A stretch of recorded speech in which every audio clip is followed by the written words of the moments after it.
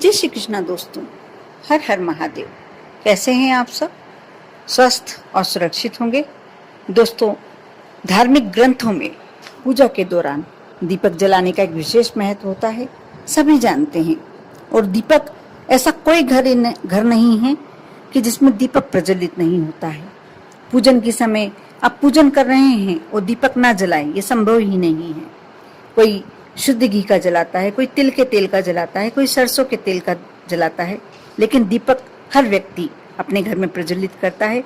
और दीपक की रोशनी हमारे घर के अंधेरे को तो दूर करती ही है, हमारे जीवन के अंधेरे को भी दूर कर देती है। हमारे जीवन में एकदम प्रकाश और पवित्र प्रकाश उत्पन्न कराती है। जब हर देवी देवता की पूजन करते हैं, उस वक्त अलग अलग दीपक जलाए जाते हैं। अलग अलग दीपक काफी अपना महत्व रखते हैं। आटे का दीपक, मिट्टी का दीपक, धातु का दीपक, इसके साथ ही इसमें डालने वाली सरसों के तेल, तिल का तेल, घी का तेल, सबका अपना अलग अलग महत्व होता है। अगर आप शनिवार के दिन न्याय के देवता शनिदेव की पूजन कर रहे हैं, उस दौरान सरसों के तेल का दीपक जलाते हैं। लेकिन शनिवार के दिन दीपक जलाते समय आप एक बात का और ध्यान रखते हैं, तो वह दीपक और ज्यादा शक्तिशाली हो जाता है। अपनी प्रबल पॉजिटिव जो आप में ऊर्जा आनी चाहिए वह छोड़ता है और आपके जीवन को बहुत ही कष्टों से मुक्त कराता है। बहुत ही सारी ऐसी समस्याएं यदि आपके जीवन में है भी, तो सिर्फ इस वस्तु के डाल देने से दीपक में आप उन समस्याओं से मुक्ति पा सकते हैं। ये कार्य आप शनिवार के दिन ही करना है और शाम के समय ही करना है। आप चाहें तो आपके घर के दीपक में भी डाल सकते हैं।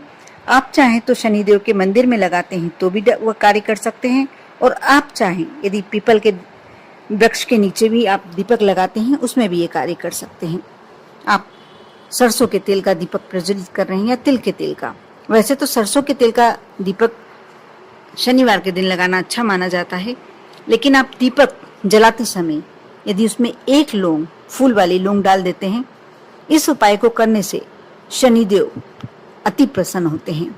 और यदि आप पर शनि की कुदृष्टि भी चल रही है, वक्र दृष्टि भी चल रही है, यदि 7.5 ढैया शनि भी चल रहे हैं, तो शनिदेव आप पर अपनी कृपा अवश्य बरसाने के लिए मजबूर हो जाते हैं। इस उपाय को करने से आपकी आर्थिक स्थिति में सुधार होता है और आप निरंतर इस उपाय को हमेशा ही करते हैं। प्रति शनिवार आप इस उपाय को करते हैं तो आपको जीवन में कभी भी धन से जुड़ी परेशानियों का सामना नहीं करना पड़ेगा। यह तो हुई दीपक वाली बात।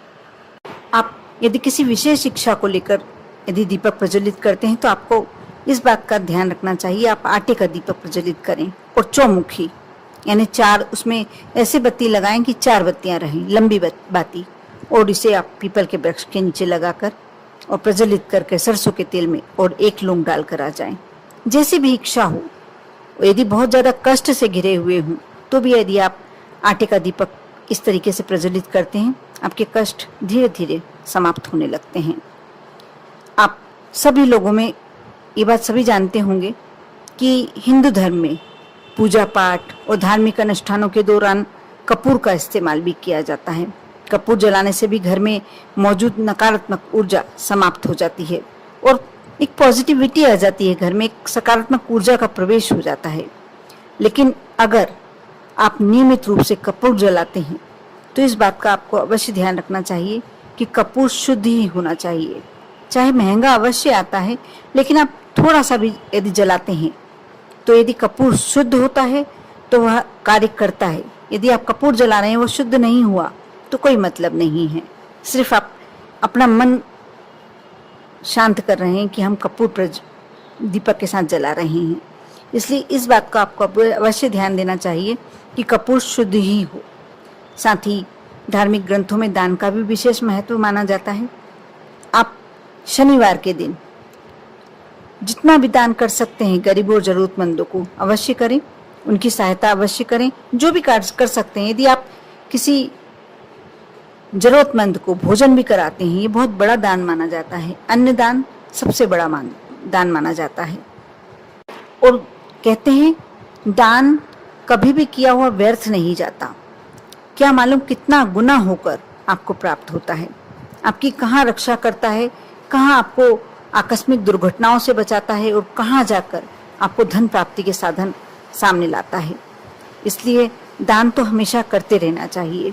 और दान करते समय एक और बात का ध्यान रखना चाहिए कि आप जिस हाथ से दान कर रहे हैं, कहते हैं, ऐसा कहा जाता है, ये एक मुहावरा है कि दान ऐसा करना चाहिए कि दूसरे हाथ को भी नहीं मालूम पड़े।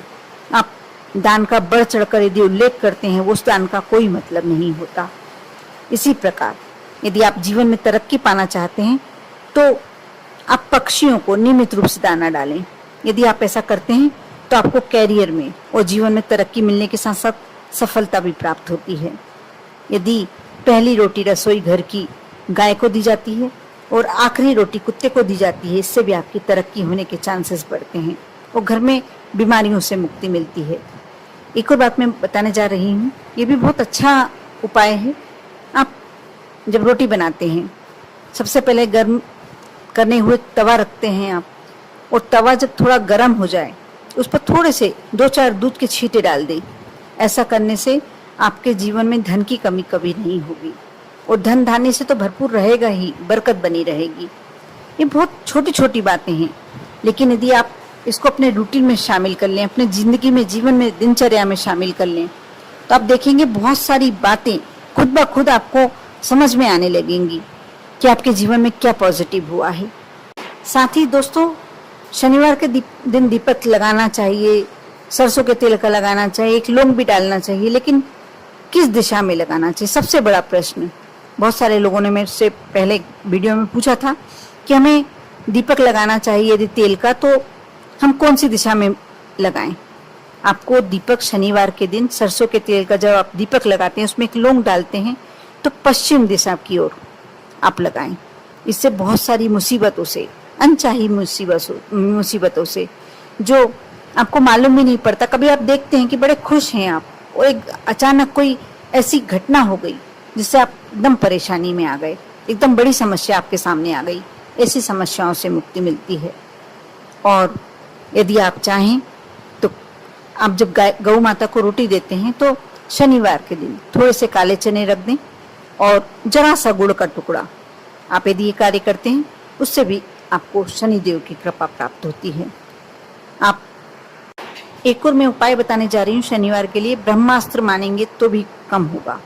अगर आपके घर में हमेशा कोई ना कोई विपत्ति आती रहती है, ऐसा लगता है कि कब कौन सी समस्या आपके सामने आ जाए, आप हमेशा डरे हुए से रहते हैं, या आपके पास रुपए नहीं टिकते, धन नहीं टिकता, तो आप शनिदेव का बीज मंत्र शनिवार की सुबह जब आप स्नान कर लें, शाम को भी कर सकते हैं, कोई प्रॉब्लम वाली बात नहीं है।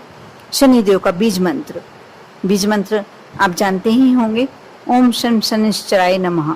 इस मंत्र को भोजपत्र पर, यदि भोजपत्र नहीं मिले तो आप सादे व्हाइट रंग के कागज पर काले पेन से लिख लें और उसे फोल्ड कर कर काले कपड़े में लपेट कर, यदि काला कपड़ा है आपके पास, या छोटे से काले कागज में भी लपेट कर, और उसके बिल्कुल ऐसा फोल्ड कर दें, उस पर टेप चिपका दें, या यदि आपके पास स्टेपलर है तो स्टेपलर कर दें। इसको बिल्कुल पैक कर देना है आपको, और मेन गेट पर जो आपका मुख्य द्वार है उस पर टांग दें। ऐसा करने से आपका जो ये डर है ये दूर हो जाएगा और कोई समस्या ऐसी आएगी नहीं। एकदम अचानक आने वाली समस्याओं से क्या होता है कि इंसान हमेशा डरा हुआ रहता है कि कब हमारे जीवन में कौन सी समस्या आ जाएगी। इसलिए यह यदि आप कार्य करते हैं तो समस्याएं धीरे धीरे, समस्याएं तो आएंगी, लेकिन जो बड़ी समस्याएं आपके जीवन में अचानक आ जाती हैं वह धीरे धीरे कम हो जाएंगी। कर देखें, विश्वास रखें और श्रद्धा रखें। यदि आप श्रद्धा और विश्वास के साथ कार्य करते हैं तो आपका हर कार्य सफल होता है। कर देखें। आप पर और आपके पूरे परिवार पर भोलेनाथ की कृपा हमेशा बनी रहे। ओम नमः शिवाय।